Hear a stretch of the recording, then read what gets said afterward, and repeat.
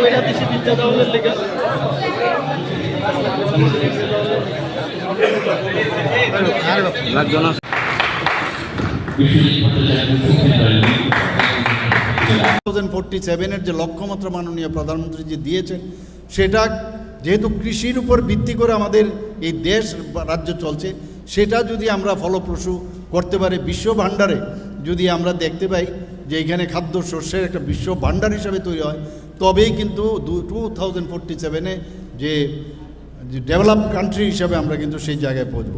ধান, ডাল জাতীয় ফসল ও তৈল বীজ চাষের বিজ্ঞান ভিত্তিক আমরা কিন্তু আন্দাজেই করি।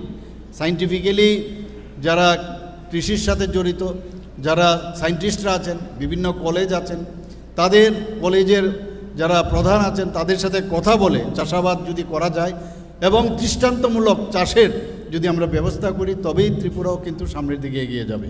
বন্ধুগণ, শুধু তাই নয়, উন্নত মানের এখন বীজ ব্যবহার। আমি কোনোদিন ভাবিও নি যে গন্ডা তৈসার থেকে এখন যে আম, এত বড় বড় আম, যেটা চেষ্টা করলে কি না হয়, আম থেকে আরম্ভ করে অনেক কিছু কিন্তু এখন আমরা হর্টিকালচারেও যদি দেখি, এখানে বিভিন্ন জায়গায় যে ফুলের চাষও ত্রিপুরাতে এখন বেড়ে গেছে।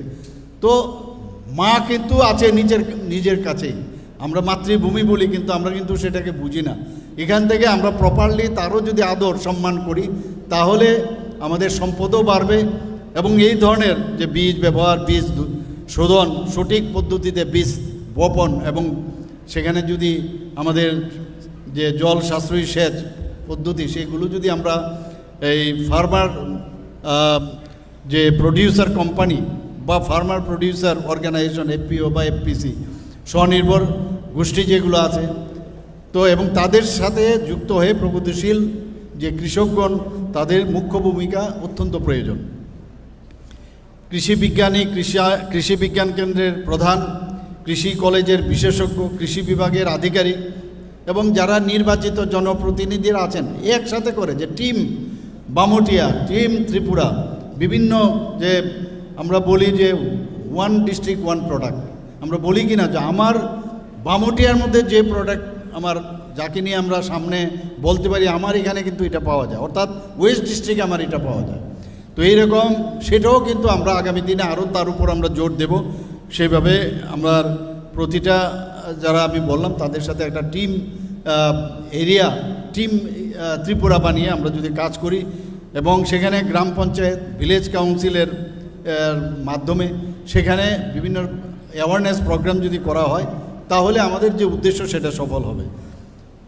ক্ষেত বাঁচাও সমিতি গঠন আমরা কিন্তু করতে পারি ডিসি লেভেলে এবং আমরা গ্রাম পঞ্চায়েত লেভেলে। ক্ষেত বাঁচাও যে কমিটি, সেটাও যদি করা যায়, তো যে কথাগুলো আমি বলছি সেটা তখন সম্ভব হবে।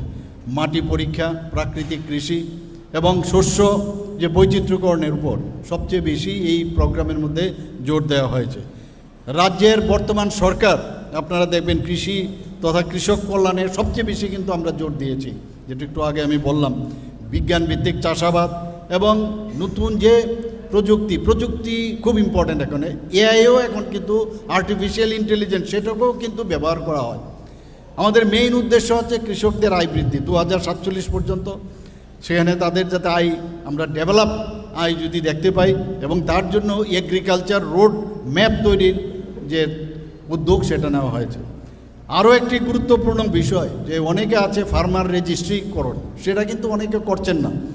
তো অ্যাওয়ারনেসের মাধ্যমে সেটা কৃষকদের কাছে নিয়ে যাওয়া।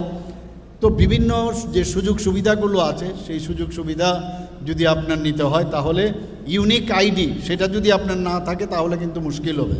তো এইগুলো বিষয়ে আমার মনে হয় যে কাজ অলরেডি তো শুরু হয়েছে, কিন্তু আরও বেশি আমাদের করতে হবে। তো ইউনিক আইডি বা ফার্মার রেজিস্ট্রি এখন পর্যন্ত 64,074 জন কৃষক রেজিস্ট্রি হয়েছে। আমি সবার কাছে আবেদন করব, মিডিয়া বন্ধুদের মাধ্যমে আমি সারা ত্রিপুরার সমস্ত কৃষক ভাই বোনদের প্রতি আমি আহ্বান করব যে আপনারা এই ফার্মার্স রেজিস্ট্রি বা ইউনিক আইডি আপনারা তাড়াতাড়ি করে সেগুলো আপনারা গ্রহণ করুন। যারা আধিকারিকরা আছেন তাদেরকেও বলবো এই কাজটা যাতে ত্বরান্বিত হয়, তাড়াতাড়ি যেন ওরা পায় সেই ব্যবস্থা আপনারা করবেন। মাননীয় প্রধানমন্ত্রী যে মন কি বাত অনুষ্ঠানে আপনারা দেখবেন বারবার বলছেন 10% ভোজ্য তেল